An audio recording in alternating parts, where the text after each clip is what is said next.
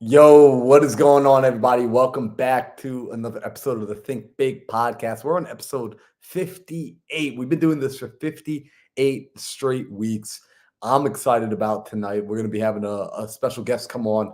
But before we jump into it, guys, I want to make sure that you know I appreciate every last one of you for showing up. People have been watching the replays. People have been hitting me up in my DMs, tagging me on YouTube, tagging me on Instagram, tagging me on Facebook. So thank you, thank you, thank you. I appreciate the support.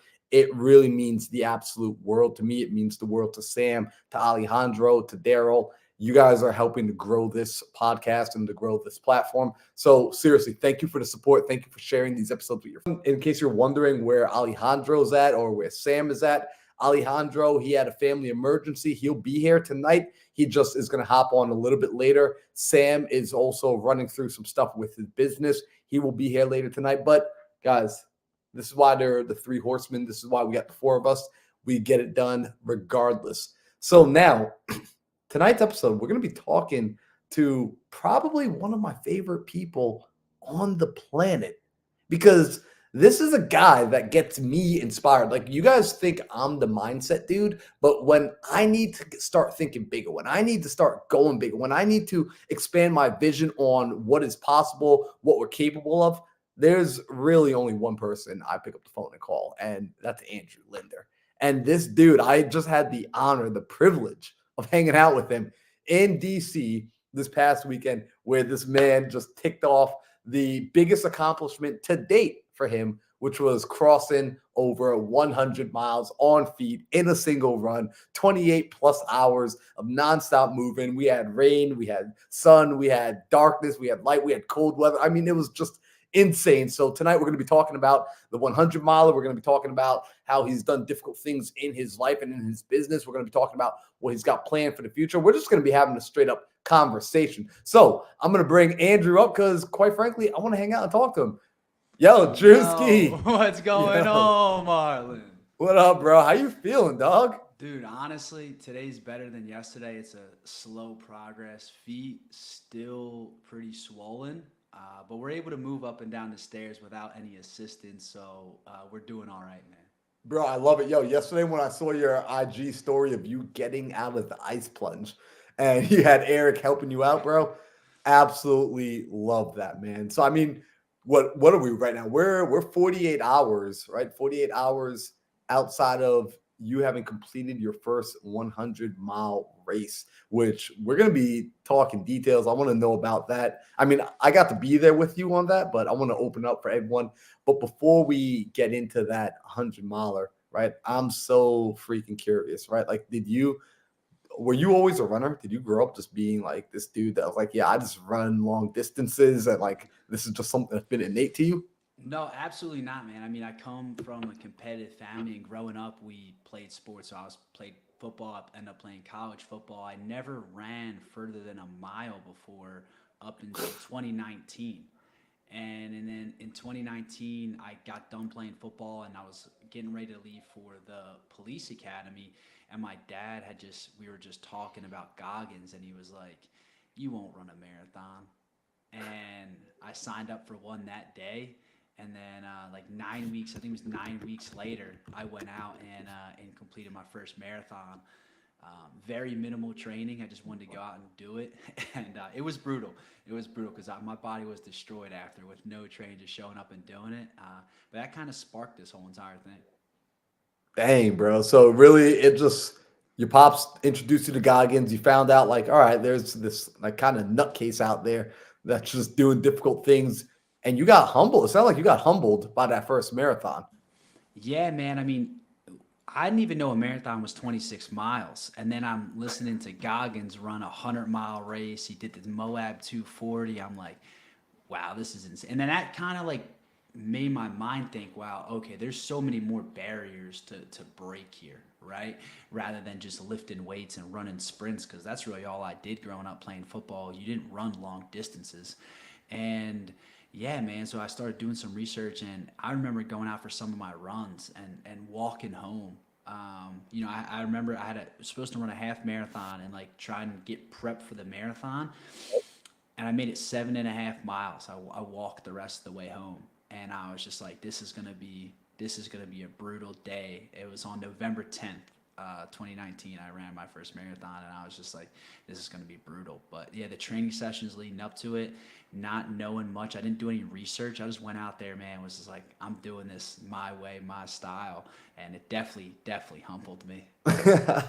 Yo, like let's talk about that too a little bit, right? Because there's that, we like start to build up an ego, right? Like as athletes, we start getting into our heads like I could do anything I want. But I like what you said, right? You try doing it your way, your style, and it beat you down. So what changed? Because again, we're talking about 2019 Andrew Linder trying to run his first marathon, being absolutely defeated by it, to 2 days ago, you just crossed the line on a 100-mile race.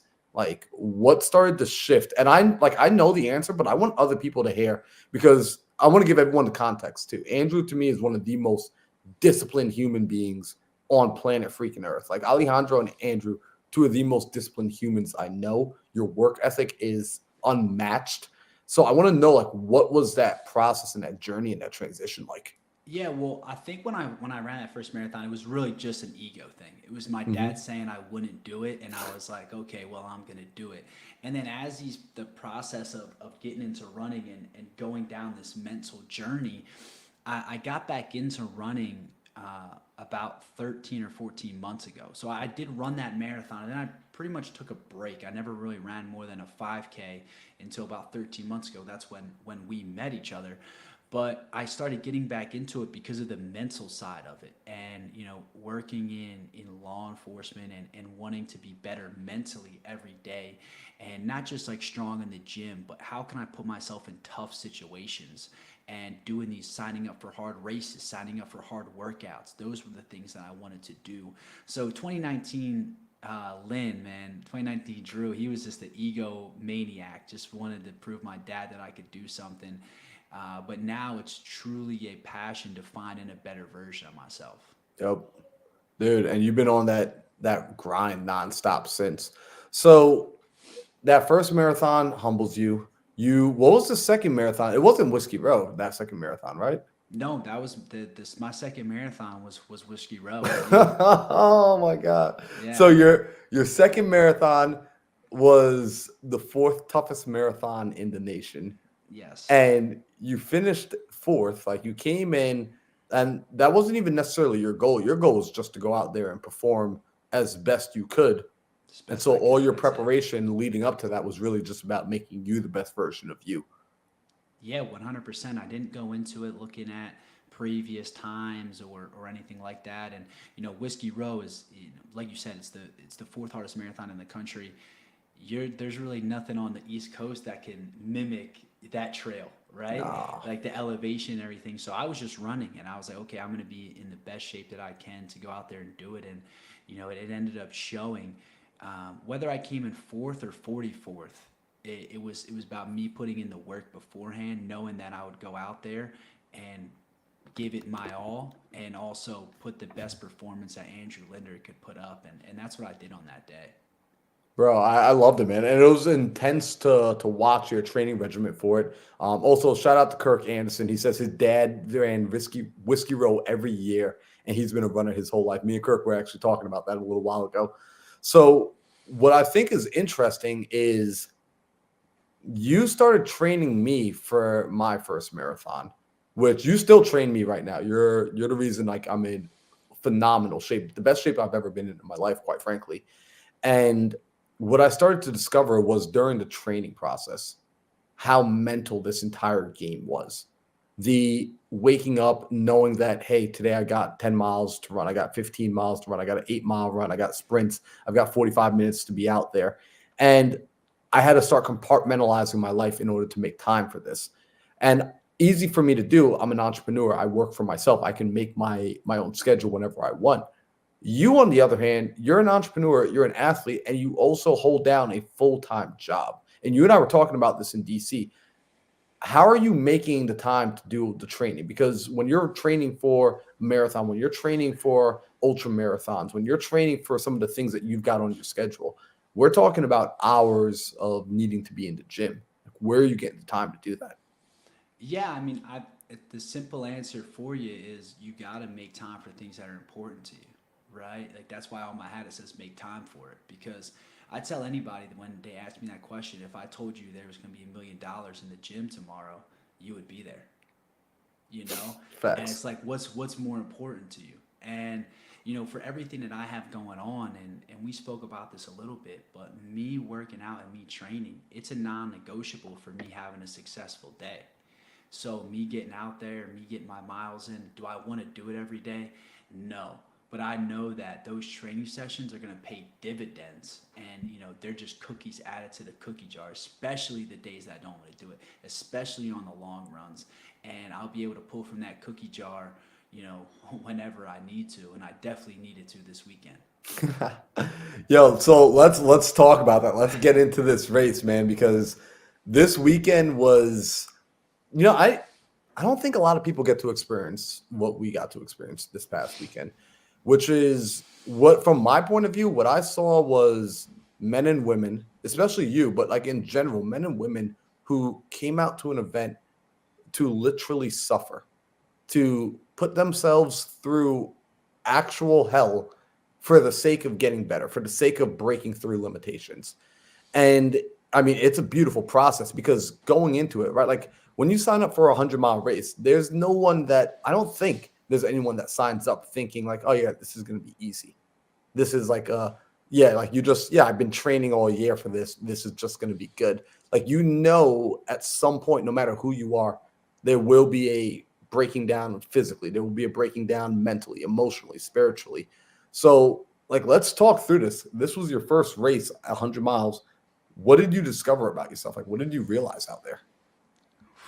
This is a lot to unpack here, man. And I mean, you saw me through it, right? Running 40 miles with me, and thank you again for that. But this was the biggest like mental breakthrough that I had of just realizing like the things that like truly are important, and honestly more so the things that like aren't important. I think we waste so much time focusing on things that like don't matter, people's opinions that like aren't gonna matter to us, and just like those little small things, Marlon, and being out there in the middle of the night, 70 miles in, it's pissing rain down, like just calming down. You're freezing cold, and you don't want to run anymore, and you really realize, start thinking about like the things that truly matter to you. And to me, man, every time, just to put it in perspective for people, when Marlon was running with me, our other pacer, the other pacer that I had was my friend DJ. Their biggest sense of motivation to me was to get back to the boys, right? I had my team, the RPM crew. We're at Camp Tufi, one of the aid stations, and it was like, Lynn, we just got to get to Tufi. And I'm telling you, like, that got me through it. And like, just to have amazing people supporting you that you can just feed off their energy. Like I put in my post, man, you can, if you want to go fast, right, go alone. But if you want to go far, go together, man.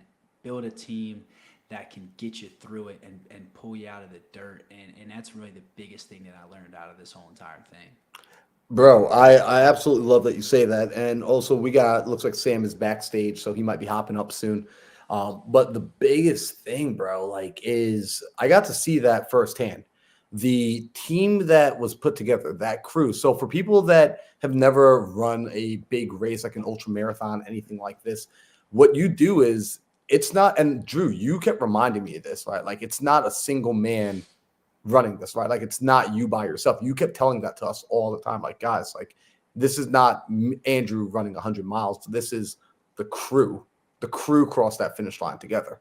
And so you put together a team of absolute studs. I mean, Brandon, Nick, Eric, Price, like DJ, myself, like just phenomenal humans coming together to get this race done.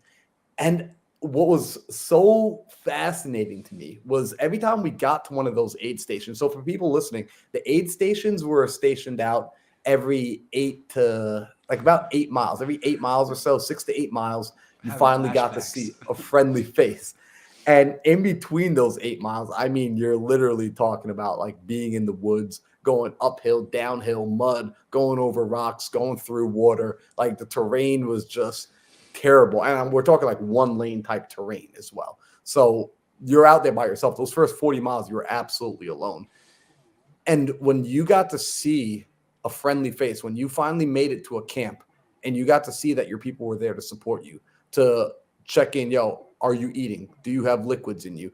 Take this, change his shoes, get like it felt like being in NASCAR watching a car pull into the pit stop, like the way they were taking care of you, treating the body, and then putting you back on your feet and pushing you back out and just telling you that, yo, we will be here for you for the next round. I mean, like, bro, absolutely amazing. What up, Sam? Guys, I am so sorry. We just had a lot of technical issues today, but I don't want to interrupt. You guys keep going because this is like the way that you described that scene, 40 miles like in the forest, alone, rain coming down. Like, damn, that just sounds like a scene out of like Lone Survivor or something. It's so good. So keep going, keep going. I'm just gonna listen. Bro, so it was fire. And so let me ask you this: as you were putting your team together, because your team really, there are points out there, Andrew, where I never doubted that you were going to finish this run. Like I knew you were going to finish this race. However, I saw just how critical it was that you had the right people out there, that you actually had prepared to put the right people out there. So when you were preparing and you were thinking about like, I'm going to go and do this thing I've never done before, I'm going to go tackle this ridiculously difficult task. What was your thought process with the people you picked? Because, for example, you had me come out, and my job was to pace you, which for people that don't know what pacing means, it means I was out there to run with him, to keep him moving at a certain speed, to keep him locked in at a certain time. I'm not the fastest runner, Andrew knows. I'm not the highest endurance athlete that Andrew knows. Like, he knows world-class runners, world-class athletes, yet you picked me in along with the other guys on the crew. What was your thought process when you were forming your dream team? Yeah, the biggest thing, and I'm glad you alluded to that. Zero egos. I needed zero egos to be there, right? To be in the woods and you're away from everyone's up for 30 hours. Like, I'm up for 30 hours, but everyone else is up for 30 hours, right? I'm coming into the aid station. I have all grown men with me. Dante Price is taking my clothes off, drying me off, and putting warm clothes on. Do you, like, if he had an ego, do you think he would have done that? You know what I'm saying? I have people who, like you said, are a lot faster than you, a lot faster than DJ. But I needed guys who were going to be able to pull me out of the dirt like you guys did in those moments. Like you saw me at my most vulnerable position ever in my life, those final 6 miles, right? I needed someone that I could trust that could carry me through that moment because I knew I was going to reach somewhere near there. I went way past where I thought I was going to go, and I knew I picked the right people. And dude, like, even like Vlay, having the right camera guy, like, he'll never get enough credit because he's never going to be in all the photos. He's never going to be in the videos because he's the guy taking all the videos. But, dude, he's out there in the freezing rain doing all this stuff. He's not sleeping. He's not eating all the food he wants to eat, right? So, yes, I'm the guy running, but I don't get the job done if it's not for everyone. And that's like when me and Brandon talk about it. That's my best friend. We go over like, hey man, who are we gonna put together that we can make sure all this stuff works? Because everyone's tired, everyone's going through it. So if you have a bunch of egos, everyone's just clashing heads. It's never gonna work. So that was the biggest thing, man, and that's how I assembled the team. Dude, I love that because it's the same thought process too, even like when we're in business, right? And these guys that you did, like, what's cool about this is like you just did one of the toughest things physically, but you also do business with these guys as well. And it's the same thought process that comes into putting that team together. Like, Andrew, I'm not kidding you. When I came home, I started on the plane ride home yesterday. I was reevaluating all of the friendships that I have in my life, all of the people that I do any sort of business collaborations with, any partnerships with.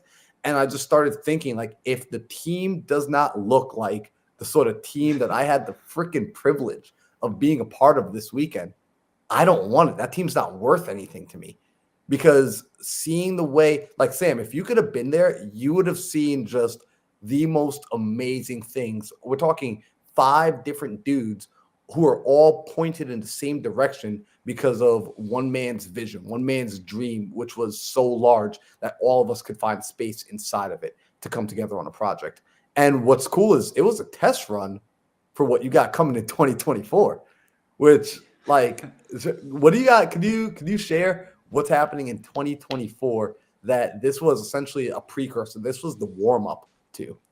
Yeah, I mean, and that was it, right? It was a great training session, ideally for what we have in 2024. In 2024, we're starting March 1st. We're going to be going pier to park from Santa Monica Pier to Central Park, New York City, over 3,100 miles with a 15-pound weighted vest, doing something no one's ever done before, raising money for sex trafficking. So that's the big one. This 100-miler was definitely a test run, but it was a great training session for the big day. Bro, pair to park. So literally on foot On from foot, Santa Monica, Santa right, which Monica. is south from the fields of Fresno, in which Sam hails, all the way out to Central Park, which is where I used to go and hang out. Like, this is nuts. And what's crazy about this, right? Like, and here's the thing I want to highlight is you said with a weighted vest, right? I'm so curious. Why the weighted vest? Well, I know the answer now, but I want other people to know the answer to this. Because so roughly 300, like 320 people have ran across the country, but no one has done it with a weighted vest. So we're gonna do that, do something that no one's done before, get more eyeballs on it, and we're doing it to raise money. I'm doing it for sex trafficking, something I'm really passionate about. And when you do something that no one else has ever done before, more people will look at it, more eyes will get on it, and more eyes will be at the cause. Bro, I freaking love that. And that's right up there with even like something Sam is very actively building his business to be able to go and really prevent the modern day slavery, right? To really go and eradicate it from this planet, which I believe you two have even had a conversation on that in the past. I don't know if you guys ever got to connect about that in the past, but I love that. So as you're gearing up to do this run across America, right? What does that look like from a standpoint? Because you're still, here's the interesting thing about Andrew, right? Everyone, like, you hear these sort of things and you think, right? Because someone even commented, like, well, yeah, he doesn't have kids, right? As in, like, yeah, look at him. He's a young guy. He's probably sitting on the couch doing nothing but like working out and drinking protein shakes all day. It's like he's got nothing but time. But I want to like remind people, you work a full-time W-2. And not only do you work full-time like W-2, like you have a decently stressful job. Are you comfortable like sharing with people like what your job is? Yeah, it's not an Yeah. easy one. Yeah, I work in law enforcement in DC. I work for U.S. Capitol Police, and yeah, so I'll be to be able to pull this off, to do what I want to do. I'll be working 7 days a week at the U.S. Capitol Police to then go ahead and be able to take the time to go run across the country, which should take around 78 days to do so. Um, so, like I said, I mean, you have to make time for it, and that's the biggest thing. So we'll find time to train, we'll find time to work, and we'll find time to get it done. Bro, I freaking love that, man. And so even like speaking about the finding time, because again, people want to do, and like you and I, again, we had this conversation in the car the other day. There are people like, hey, but Andrew, like I want to run a marathon. I want to push myself physically. I want to do something for a cause. But yo, Andrew, I don't have the time, man. Like I know you say find the time, but like I just don't have the time. Like, can we talk about how insane I'm gonna, because Andrew might not say this unless I say it, right? Like this man is literally working basically nonstop, like just piling on the hours on work, piling on the weekend hours, like just working nonstop in order to, instead of get like the bonus time where people like typically trade in their extra time for more cash, he's literally racking up all the hours working through the weekends in order to be able to take time off to put towards training, to put towards the actual running of the event. And so it's exactly what he's saying. When you want something bad enough, you will figure out how to make it work. And I'm curious, like for people listening, how many of y'all have ever wanted something so bad that you were literally willing to do whatever you needed to do to get it done? Because it's not just about wanting it bad enough. And me, this is where like I really connected with Drew. It's like, it's not about wanting things bad enough that you just, hey, I want it, I'm going to show up on race day. Right? Anybody could show up to the marathon on race day. Like there's a lot of people that showed up to this race this past weekend, out of, I believe, like 89 people signed up, and about 30 something dropped out, like did not finish. Yeah, 41 didn't finish. 41. So almost half, about half, more than half. Half the people did not finish this race because anybody can just show up and sign up. Anyone can raise their hand and say, I'm an entrepreneur, I'm an athlete, I'm a marathon runner. But to actually put in the work day to day, to actually make the time, to wake up early in the morning, to stay up late at night, to sneak in an exercise, to sneak in the phone calls, to do whatever you need to do in the in-betweens, to give up the useless behaviors, to give up the sitting and scrolling on social media, doing nothing, to be proactive, to intentionally put together a social group, a friend group, a team of people to help you accomplish that goal. That's a discipline and that's a sacrifice, right? Because when you're doing those things, let's talk about what you can't do, right? You're not able to go out and enjoy your 20s in a bar right now. You can't go to the clubs. You can't go out drinking all night with your friends. You got to say no to bachelor parties, right? You can't stay up all night watching the game. You can't stay up all night watching movies. You can't watch TV, new TV shows. Like those are things that those 2, 3, 4 hours, that's, you have to go out and you got to go run. In the middle of the winter, you got to put on your running shoes. You got to go to work and work through those hours, 16, 18-hour shifts, and then show up again the next day.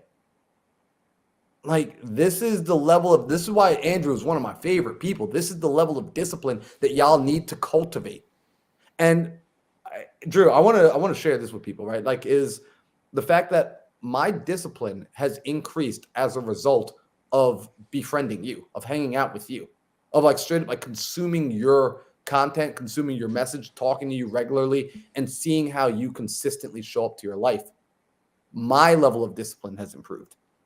Thank you, brother.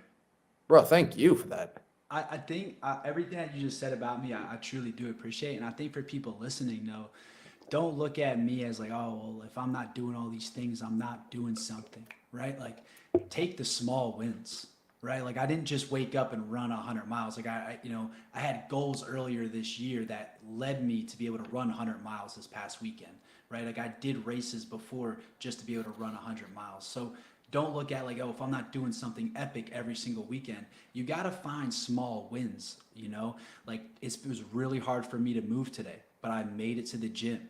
And I sat in the sauna. That's a win for me. You don't have to do this epic stuff every single day, but do stuff that makes you feel good. Do some things that you might not want to do, and that'll make the bigger wins come a lot easier. Just keep stacking the small ones though first. Yo, I freaking love that. I'm gonna pass the mic over because like if I don't I'll just keep talking. I mean, I want to hit on this. So I think his name was Vince Lombardi. He had a saying. He was a college football coach, and my college tennis coach basically had echoed the same thing. And the idea was that everyone wanted to win, but winning isn't on game day. Winning is, and he had this saying. Lombardi would always say, "Winning is a habit. You don't win on the day of. You actually win 3 months prior." You win 3 months prior by showing up to the 6 a.m. weights, the 7 a.m. conditioning session. You win by showing up, like for collegiate athletes. We also won by showing up to class and make sure our grades weren't shit, so we didn't get put on academic probation. And then so I want to actually highlight something that's really important here. And it goes on. One, thank you for all the service that you've been doing, for your country in law enforcement, especially. I mean, it's phenomenal. But it's not even just winning about practicing. It's not even like about going into, like, you're winning across the board. It's not just the sauna and the fitness and the diet and the recovery. It's not even all that. You showing up and serving the country even more right now is you winning every single day. You making sure that you have not forsaken your obligation to the service that you are doing for the purposes of a greater mission, potentially a greater mission with this human trafficking, mission that you're fighting for. That's even bigger to me. I see people who embark on massive missions to make massive headlines.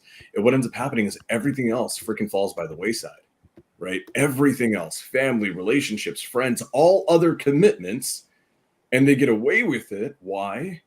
Because this grand mission is so much grander that everything else can fall by the wayside. So the fact that you are chasing something huge, but you're still committed to yourself, you're committed to your friends, you're committed to show up for them, you're committed to your job the way that you are, putting in more hours now than you've than you're required to. Because I'm sure you could probably take the PTO and just like dip for the amount of time that you need, but you're not. That is winning as a holistic approach. That is winning. And I can imagine that shit ain't easy at all. At all. So I actually do want to I do want to commend you on that, man. It's so funny. Marlon and I have been traveling together quite a bit, especially last like 5-6 months. And every time I hear about, the run across America, I'm finally glad that, we were able to say it out to the world, which is cool. And I'm always just like, God dang, that just sounds like this unsurmountable task.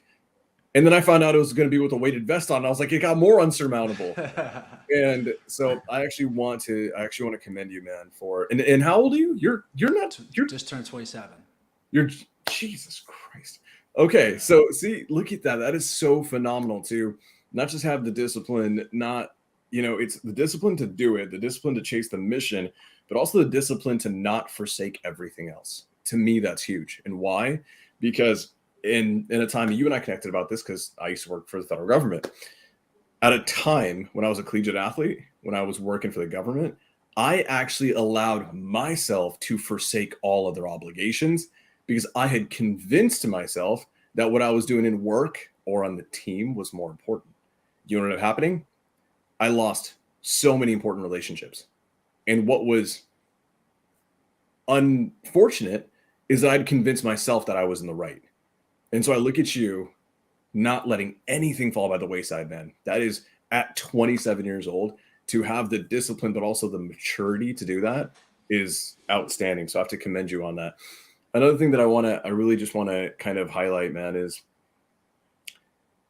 I don't know why you chose to run across America, specifically that act. That is a phenomenal act. But I do want to hit on this. I want people to understand why this is important, right? So Marlon knows this. I've been in contact quite a bit with a phenomenal human being named Tim Ballard. He's known from Sound of Freedom. He does a lot of things for combating human trafficking. Bro, why is that specifically the charge that you want to push? Why is that the mission that you want to raise awareness for? Yeah, so well, first off, Sam, thanks for everything that you said and about me. I really appreciate it. And with the sex trafficking, that's why I always got into law enforcement. At like a young age, I wanted to get into law enforcement, and my dad and my parents were kind of open, like, who are the worst people on the planet? And child molesters and sex traffickers. And that's just like in my house, those are the worst people on the planet. And I just wanted to make an impact. And I always wanted to take that step to like, let me go after the worst people. And in this like journey of getting into law enforcement, with the working in the federal government, like earning your stripes and doing that whole thing, that was always my like journey. That was always like my goal to go ahead and do. And so while during the time of like applying for different jobs to go after the sex traffickers and stuff like that, to get kind of in that field, I just came up with doing these hard mental tasks like these running and these challenges. Then I thought about, what could I do that's just undeniable, that could bring so much awareness to something? Because like Sam, I could turn down a job in the federal government. Someone else will go take it, right? There always will be someone to take the job. But how many people are willing to go ahead and sacrifice 3 months of their life, train as hard that I'm going to train, to then go do something to raise awareness for this thing and run across America and do something that no one's ever done before? Well, no one's ever done it, so I'll say no one, but until me. And that's kind of why I was like, let me go do this. Dude, that is so good. And you're absolutely right. The federal government will 100%, by the time you leave the building, the new boot will be in. I want to ask this, man. You've done this phenomenal thing, right? Where you've got this mission, and like Marlon mentioned, like human trafficking is the most important thing for me. I actually got into federal government thinking that I want to do counterterrorism. When you see the realities of counterterrorism, human trafficking is very often the financial sector that allows them to do all the other shit they want to do. Right. And so the fact that you're fighting that mission still in your own way is amazing. But I want to hit on this. You've got the ability to fight human traffickers as an officer, right? Doing your day-to-day job. You have found a much more unique, headline-inducing, attention-grabbing way to do it.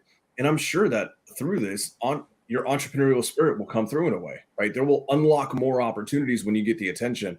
I actually want to hit on this. This is a topic that we had several weeks ago, maybe a few months ago, about what is your why in entrepreneurship, and can you start integrating your why now?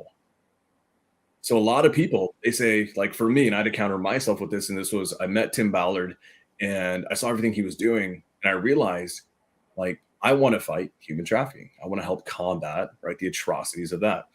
Now, do I have to wait till I'm a billionaire to get it done? No. So I I actually just want to say, man, that is a phenomenal thing that you're doing there in being able to say, hey, this is the fight that I want to fight, but I'm not waiting until I've accomplished every other goal in life. And that's what we do as entrepreneurs. We always say, hey, what's the end goal, right? What are you going to do when you've made it? The problem is made it is such an ethereal phrase where shit, you'll never make it.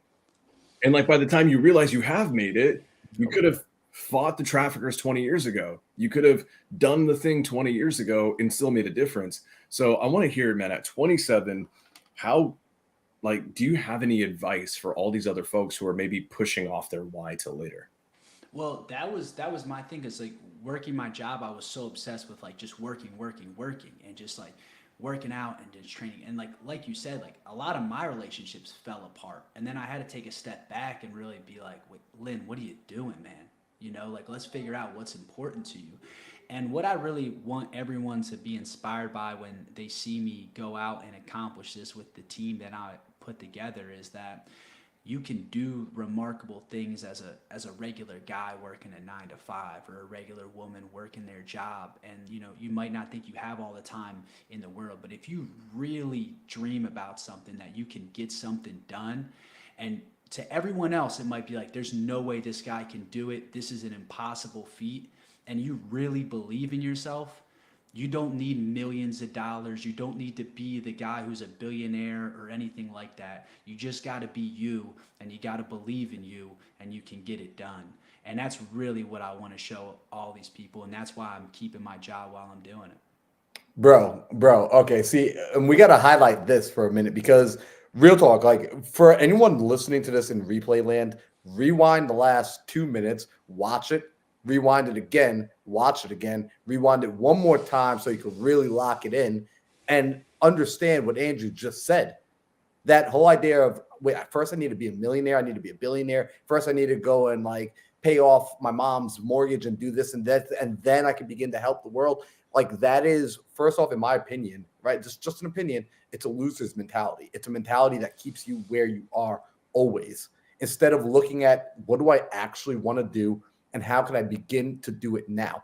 One thing that I can say from watching Andrew up close, and this was actually when we were in Running Man. Drew, I don't know if I told you this, that while we were in Running Man and we were out there at the event, and Running Man's an event for ultra marathon and entrepreneurs. So you got to meet some of the world's greatest athletes alongside some of the best businessmen and women on the planet. You're talking 7, 8, 9, 10-figure earners out there in the same environment as just people just rocking it through the dirt, just through the grass, just absolutely demolishing themselves for the sake of growth. And I watched, Drew, as you were just having casual conversation with people and you were sharing with them, this is what you were up to. This is the vision. This is the plan. This is what 2024 looks like. And I watched every person's eyes go like, how do I be a part of this? How do I connect with you? How do I support? And my mind, I was sitting back and I was taken aback. Like I was impressed with it. I was on board. Like the minute you told me, I was like, yo, this sounds awesome. I want to do this. But I'm also a weirdo, right? Like I say yes to a lot of weird stuff. And I'm watching all these other people want to get and be a part of the vision. And in that moment, Drew, you taught me, and I'm the mindset guy, you taught me, though, the power of truly having a large enough dream that incorporates more than just yourself, right? Like not just having the goal and the dream of, I want to go and buy myself a yacht. Like that's cool. I'm not going to tell anyone not to go buy themselves a yacht, but your dream is, hey, I want to go and do this epic thing to go and help more people. And I watched how, because you made it inclusive, that this dream was so big, this thing that literally has never been done. People have been throwing their support at you.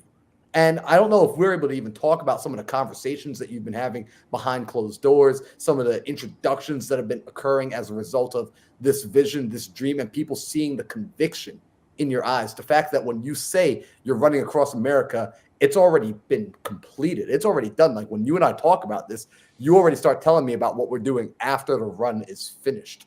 And I'm like, yo, this dude is a nut. I love it. But Can I comment on something real quick? please, So, dude, like, bro, one of the things that I wanted to get a take on is this, man. Is when people do absolutely, I'm gonna call it for what it is, man. It's insanity. Like the physical feat alone, coupled with the mentality and the mindset required to do it, coupled with the freaking grit, the sheer grit alone is insanity. I was actually interested to get on today and just see if I could sense an ounce, even a fraction of an ounce of doubt that you could do it. And then what's the best thing for me, man, is I'm like, did this shit already happen? Did he just finish it? Like, I know did the 100 mile. Like, did you finish the 3,100 miles already? And then I'm getting that feeling, and I love that Marlon said it, bro. It's already done. Time just hasn't caught up yet. I mean, that's really it. So one thing that I absolutely need to highlight, man, is this. Is Marlon, you mentioned it, right? Like people have the mission. I'm not here to crap on people's whys or their missions, but the reality is like the guy who says, hey, my mission is to live in a mansion, to have the yacht, to have all the Rolexes, to all that stuff, right? You know, there's a reason why people don't get behind those missions. You know what it is? I've actually found this out. It's why the military has this kind of aura to it, right? I mean, love them or hate them, be for it or be for another branch or not, the Marines crush it in their marketing. Why? Because they sell this idea of service. And one thing about Andrew's mission is his mission is not to serve himself. His mission is I'm going to go make the biggest headline that running has potentially ever seen, but I'm not going to do it for me. I'm actually going to take those eyeballs and not take it to me. I'm literally just going to grab it and pass the baton to where it needs to go, and that's to raise awareness for human trafficking. See, the key I've realized personally over the last year and a half by looking at my mentors, people I look up to, is that you want to have, to Marlon's point, a vision so damn big and so amazing that people want to get into it. That vision cannot serve you. You will inevitably be served by it, right? I'm sure Andrew's going to get so many opportunities that come through this, but the reality is his vision is not designed to serve himself. It is designed to serve people who need to be served. And that is the key, in my opinion, humbly, to the greatest missions there are. I love it. I got a question for you, Drew. What's up, bro? As you're gearing up for this, what's one of the more difficult challenges to putting this endeavor together, right? To put Pair to Park together? Like, what are you realizing is like, okay, these are some of the maybe unforeseen obstacles, or maybe these are obstacles we anticipated, but still some of the tougher things to figure out right now? I mean, well, we got the big one with figuring out the RV and going out and just getting the different sponsors that we want to brand together with, right? That's not just good for us, but it's good for both parties that align with our mission and what we're doing and everything like that. I think the hardest thing though, besides all that, because we'll figure everything out, right? Like that's just who we are. The biggest obstacle that is going to be the training with the work and with the lack of sleep, but we're already prepared for it. We already know that that's what's coming up and that's what we have to do.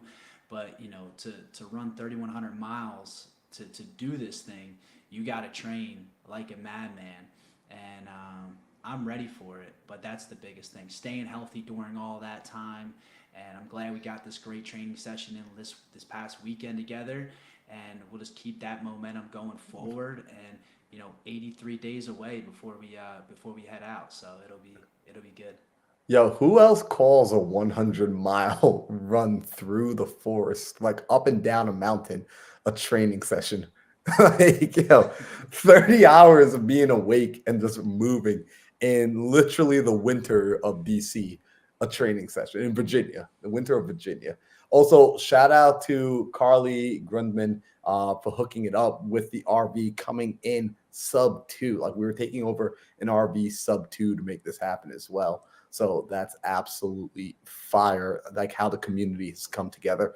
And so let's talk about that though. You said the training is one of the more difficult parts because you've got the full-time W-2. So what does that actually look like for a person who's like, all right, well, what does it look like to train for a run across America? Like Yeah. what is like, especially with the job, like literally, like what's your schedule? For example, So like what's your schedule going to look like next Monday? when Monday comes around, I'll be working pretty much 3 p.m. to 11 p.m. Right. So let's say I get off, I get home, I'm asleep by 12:30, 1 o'clock. In the morning, we'll be getting up at 6 o'clock, heading out the house and doing a 3 mile ruck, right, with a 20-pound vest.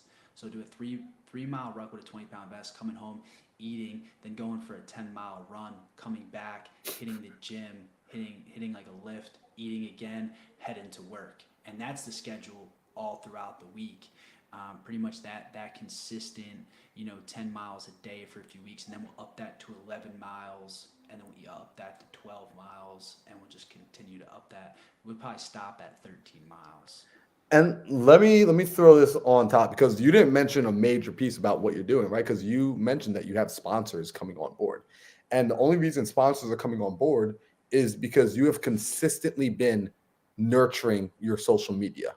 In fact, this time, even a few months ago, your social media was maybe around like 2 or 3 thousand followers. You're now up to 7,000 followers with videos going viral weekly with 100,000 views, 150,000, 15,000, 20,000 views, 60,000 views. Like your content is being engaged with, it's being consistently put out, and that takes time, energy, and effort to be able to sit there and also create content around this. Like, how are you managing that? Because like I want to know the behind the scenes too of how you're managing that, because again, like people are going to look at your social media and they're going to get their own idea of how you're making it all happen. Yeah, I mean, I have a great team. Like we spoke about it earlier about going out for this 100-mile race. I got that 100-mile race done because of the team that I built around me. When it comes to social media, it's the same thing. Having Nick, if you don't follow Nick Villegas, like all my social media and everything that I do is because that guy puts all the time and effort that he does into me and into all the work that we do. And me, him, and then our other roommate Brandon, and we'll just go and we're just brainstorming ideas, man. Like it's literally like a think lab, and we're just going in there and we're just, what can we make? How can we make this? How can we make this entertaining for people and funny? And yeah, man. I mean, there's some days that we're going at it with each other. Like it's not all rainbows and butterflies. I promise you that. And we're just spitting ideas back and forth. And we're like, dude, your idea is stupid. No one's gonna like this video. But we just keep going and we, keep throwing things at the wall till something sticks. And yeah, man, that's really the game plan with all that stuff. But shout out to those guys, man. That's why I say your team is so important, and to be able to have great people around you. You guys wouldn't see the content that you do at the level that it's produced if it isn't for those guys, especially Nick. Yo, I freaking love that. Shout out to Nick Blaze. Shout out to the homie coming in and really like, because he puts in work, and I told him actually this week, and he was gracious enough to take me to the airport yesterday morning when I was leaving your place, and he and I were talking in the car, and I actually told him, I said, Nick, like I've been seeing such major improvements from you as a result of just like your move out to DC. And he was like, yo, honestly, man, he said it's been living with guys like Brandon and living with Drew and seeing how, at first it was hard for him, right? He said it was tough because he's like, these guys, like they get after it, they get work done. But he said, I consistently saw these dudes like just showing up and just putting in the work and not giving up on what it was they wanted.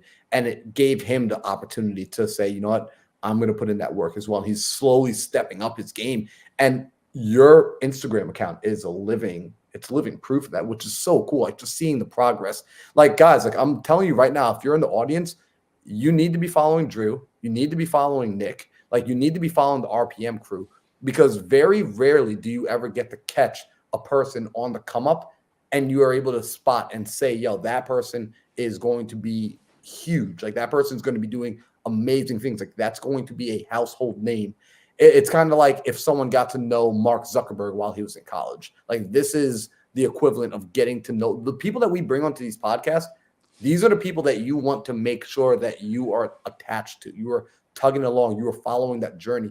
And what's cool is following the journey and being able to support you allows people to support anti-human trafficking, right? It lets them actually put their attention and voice towards cause, which is just absolutely fire, bro. So I love the fact that you big up your team and that you never let people believe that it is a one-man show, that's a one-man band. Definitely not, man. Definitely not. I have a question, guys. Can you guys hear me? Loud Yeah, and clear, absolutely. bro. Amazing, amazing. You can't hear any background noises, right? Nah, bro. Perfect. Andrew, pleasure meeting you, brother. Thank you guys Absolutely, for same. letting me in. Sorry about being a little bit late, but Mr. Andrew, I have a question, man. From everything I'm hearing, you sound like one of the most consistent people we've had in the podcast, if not the most consistent person we have had in the podcast. For someone like yourself that is so consistent and disciplined, what are some challenges that you face, and how do you deal with that? I would say the biggest challenge that I had was like really aligning my goals with what I was doing, and then finding something that was bigger. Right now, I have challenges like everybody else. Like sometimes I don't want to wake up, I don't want to do the training session, but I have so many. When I tell somebody I'm gonna do something, one of my biggest fears in life is someone looking at me as like, oh, that guy's an imposter. Like you might not like me, Mm. and I really, if you don't like me, that's okay, but you're gonna not like the 100% Andrew Linder, right? So you can love me or hate me, but that's exactly who I am. And I have people around me that I really care about their opinion. So if I called Marlon uh, 11 weeks ago. I was like, hey, bro, I'm doing a 100-mile race. And it's not for like any like satisfaction from my end, but I know if I didn't run 100 miles last weekend, Marlon probably wouldn't talk to me. He'd be like, like Mm. what type of guy, what do you mean, bro? You told me you were going to do something and you didn't do it. So if I tell you I'm going to do something, that really does mean a lot to me. And with this, and with like a project that's this big, I really don't give my feelings. I have bad days, but I don't really give like my pain and stuff voices.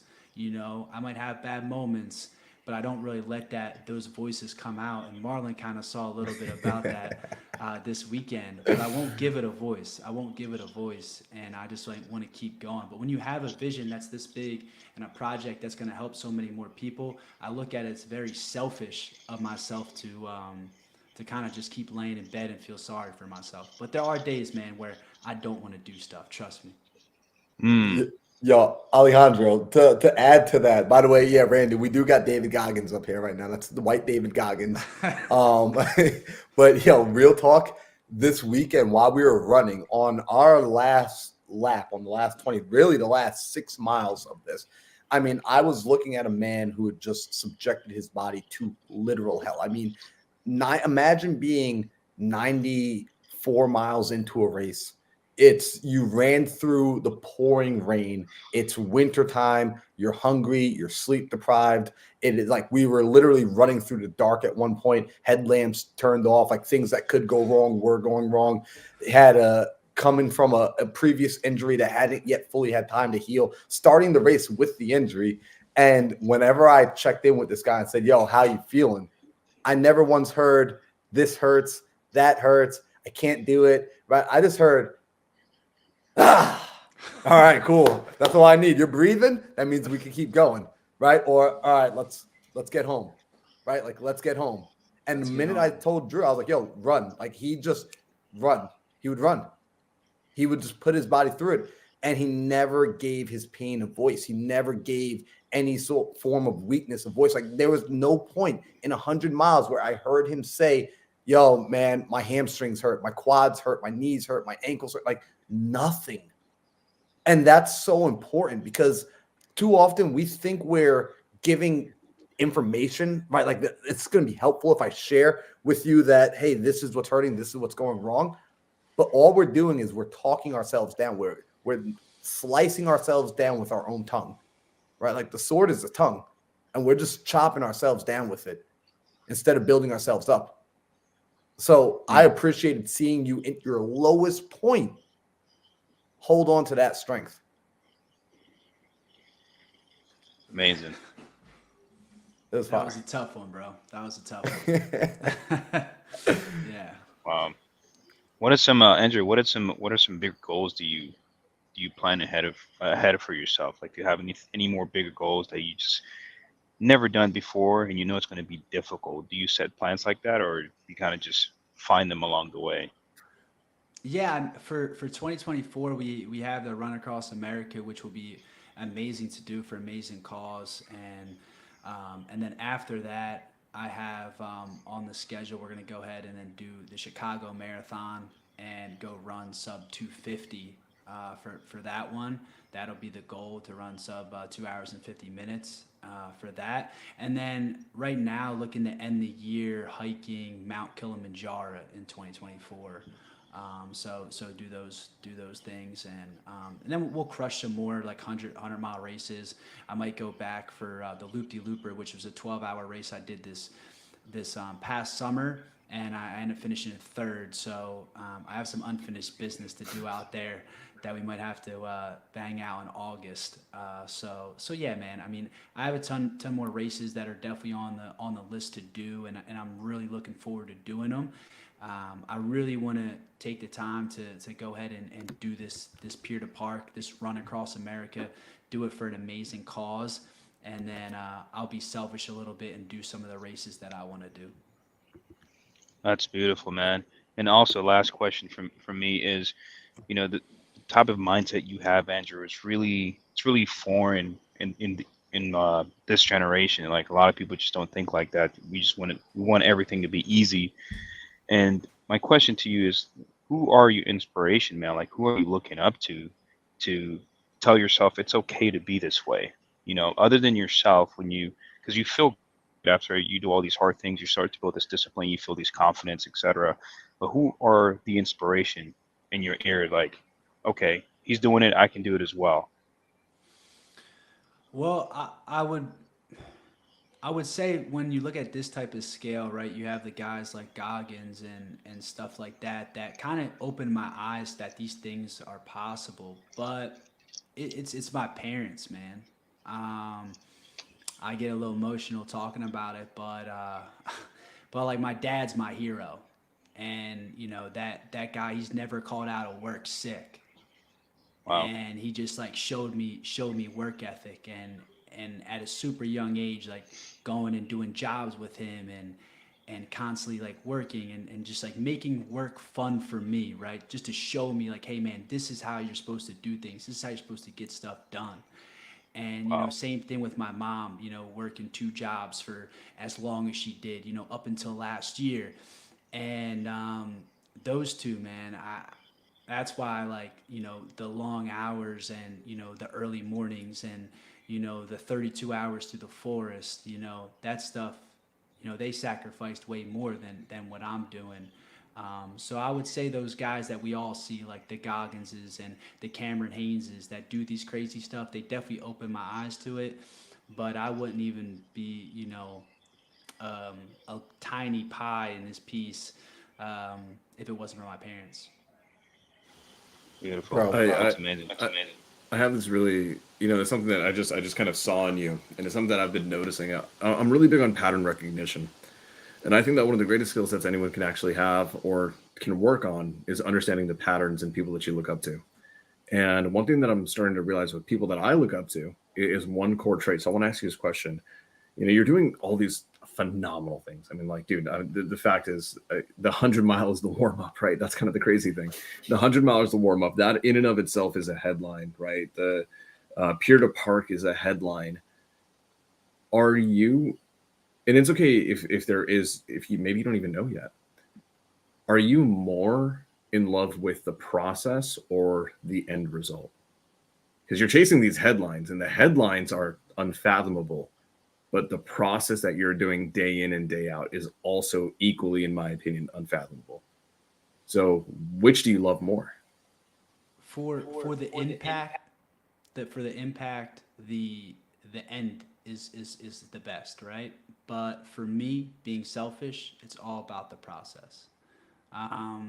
If I didn't have to suffer through all those days where I didn't want to do the training, and if I didn't have to eat all the meals, if I didn't have to give up all the nights of going out and hanging out with people that I wanted to go hang out with, or missing the parties and all that stuff, I wouldn't make the win for me that great. So for me, selfishly, it's all about the process. But the actual thing and actually doing it is great for everybody else to see. Yo, that's what I freaking love. Yo, you know what's crazy? Because some people are like, if anyone's like me, I would listen to a guy like that and be like, "Psh, yeah, right, man. It's not about the process." But when I watched Drew, when we were at Whiskey Row, and this dude like came in such like a killer pace and a killer time, and he just like they wanted to like people wanted to like kind of get around him and talk to him about it, and he was just like, no, like I didn't come here for that. Like for him, it was like the race was done. He was already planning and mapping out like the next work that needed to be done. And I watched it happen in real time. And like that was my introduction to Andrew Linder. I was like, yeah, this is a dude that is just about this life. Right. And like it's so interesting because you also do such a good job at capturing it and sharing it and inspiring people through the social media with your team, with Nick, with Brandon, with the guys going out there and really creating and storytelling and narrating this journey. But like, dude, I freaking love it. Like, I just guys, this is you're looking at my favorite people on the screen right now. So like, I feel like a kid in a chocolate factory with his best friends right now. Like these are my favorite humans on a screen right now. This has never happened ever. I appreciate you, brother. Appreciate you. So before we let you out of here, before we gotta start wrapping things up, I put up on the link here, like on the screen, pairtopark.com. I want to know what's the best way for people to support, for people to follow, for people to tag along, for people to be a part of this, because there's so much that needs to like that's going to be happening that they can be a part of. But like, what's the best way if anyone has any form of interest? Am I correct in sending them to pairtopark.com? Like, because Yeah, that's what I've been sending people. absolutely. So peertopark.com, you go on there, you'll see the countdown, how many days we have until we start off, till we launch from Santa Monica Pier. Put in your email there, and you'll be getting live updates on different things that we have going on and just everything that we're doing and planning as the event starts. Then also you'll be getting updates during the journey as well. Right now, also following me on social media is always great. Right now, guys, I'm taking a 72-hour fast from social media, so I'll be back on Thursday night. But after these events, when it's you go do 100 miles and you go through this journey, emotionally, mentally, and physically, I was at zero, guys. And for me, just fasting from food, fasting from social media, and just really centering myself before we get back into everything again. And I just can go hit everything at full force. So yeah, guys, you follow me on social media. All those updates will be on there. You'll see me back active there on Thursday all the way through, and we'll have some fun. I love it. Yo, Andrew, appreciate you for being here. Ladies and gentlemen, make sure you connect with this guy. Like, there are a few people that are the real deal. Andrew Linder is absolutely one of them. We wouldn't bring anyone on here that wasn't worth something valuable to the world. So, Drew, thank you so much for spending your time here with us tonight. Thank you so much. Thank you all you guys for having me on here. Thank you for all you guys watching. Really appreciate it. Love it, bro. So, guys, what we're going to do is we're going to start to wrap this episode up. Alejandro, Sam, dude, appreciate you guys for making it here no matter what. I know, Sam, you had some challenges. Alejandro, you're like traveling right now. You're in your back cave. We don't even know where you're at, Alejandro. People are like, dang, they said Alejandro plugs in from literally anywhere. But you guys want to say anything to these people before we sign out? We already got them 5 minutes over the hour. But I just want to say to you guys, I appreciate you guys for showing up so dang consistently every single week. Like, seriously, it means the world to me to know that I can rely on the men, the brothers in my life. Absolutely, brother. Thank you, man. Always a pleasure to be here. This podcast mean a lot to me. This is something that we always talk about. Like as far as hang out together. I mean, we all have our own chaos going through the week. We have our own thing going on. Marlon, you got your business. Sam, you got your business. We're all killing it, and for us to just take a deep breath and come back and sit together on this podcast is the most amazing thing, man. Like, I almost made it like literally on time, but freaking security guard started talking about unpacking laptops and this. I'm like, God, I almost made it on time. So I will never miss this or anything, bro. You know I will always show up for you guys. Let's go.